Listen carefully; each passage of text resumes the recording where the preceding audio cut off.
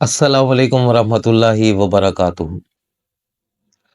حضرت نوح علیہ السلام کی کشتی جودی پر ٹک چکی تھی، اور قرآن شریف میں اللہ تعالیٰ فرماتے ہیں کہ ہم نے ان کی قوم کو سامان زندگی دے کر آباد کیا۔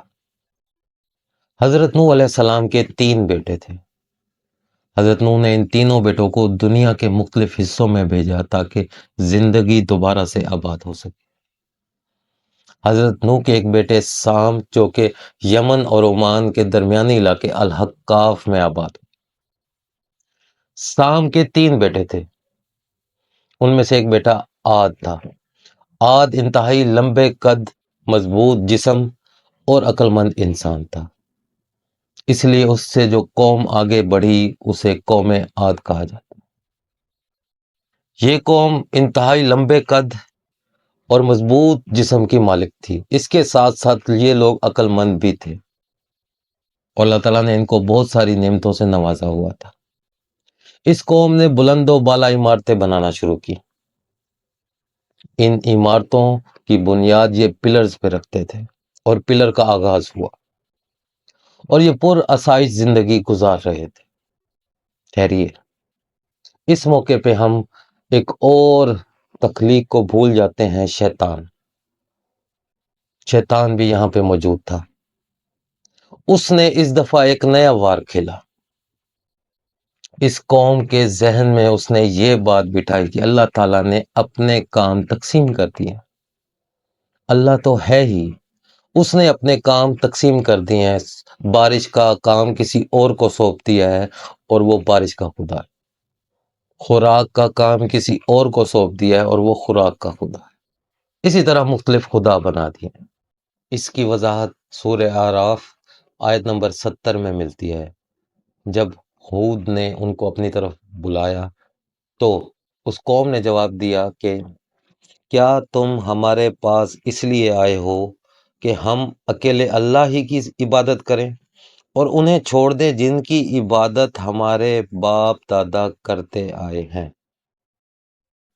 جب قوم عاد شرک کے گڑھوں میں گر چکی تھی تو اللہ نے پھر بھی ان کا ساتھ نہ چھوڑا، اور انہی لوگوں میں سے ایک نبی بھیجا، حضرت ہود علیہ السلام۔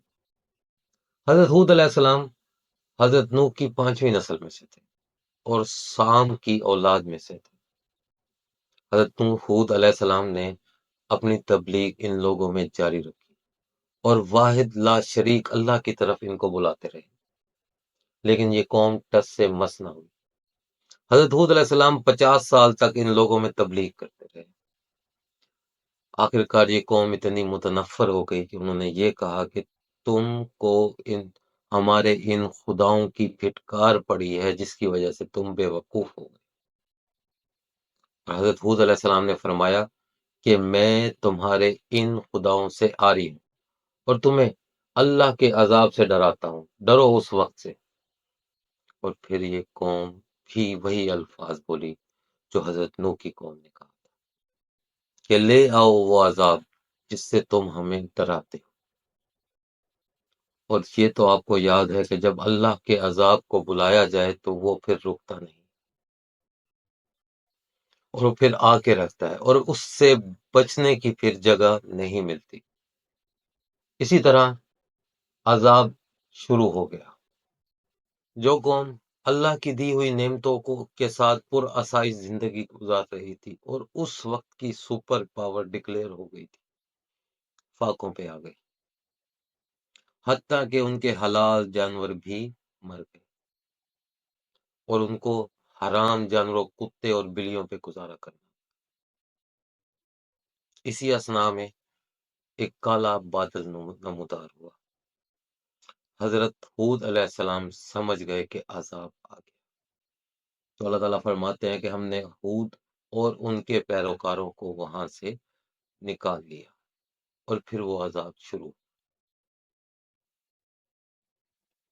وہ بادل تیز ہوائیں اور آندھی لے کر آ رہے تھے۔ اللہ تعالیٰ قرآن شریف میں فرماتے ہیں کہ یہ ہوائیں اور آندھی 7 راتیں اور 8 دن تک چلتی رہیں۔ آگے جا کے اللہ تعالیٰ فرماتے ہیں کہ ان ہواؤں نے ان کو اس طرح پٹکا جس طرح کوئی پہلوان کسی کے اور ان کی عمارتوں کے سوا کچھ بھی باقی نہ رہا، اور یہ قوم آخرت میں بھی ذلیل ہوگی اور اس دنیا میں بھی ذلیل ہوگی۔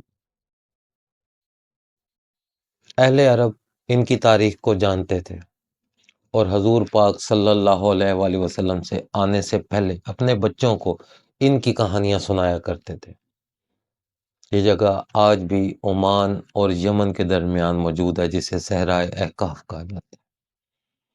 اس کی ریت وائٹ کلر کی ہے، اگر اس میں کوئی چیز بھی پھینکی جائے تو اس طرح ڈوب جاتی ہے جس طرح کے پانی میں۔ یہ نشانیاں ہمارے سامنے موجود ہیں، اور اہل عرب آج بھی یہاں جانے سے ڈرتے ہیں۔ اگر ان سے راستہ بھی پوچھا جائے تو صرف اشارہ کر دیتے ہیں کہ اس طرف۔ حضرت نوح کی قوم پہ جو عذاب آیا تھا اس کی نشانیاں نہیں ملتی، کیونکہ وہ عذاب پوری دنیا میں پانی آیا تھا، لیکن یہ نشانیاں ہمارے سامنے واضح موجود ہیں۔